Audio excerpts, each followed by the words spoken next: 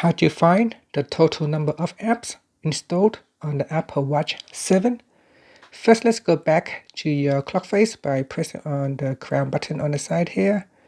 Pressing it twice will take you back to your clock face. From the clock face, press on the crown button to go into the app screen. And in here, you want to look for the settings icon and tap on settings. In settings, go down and tap on general, then tap on about.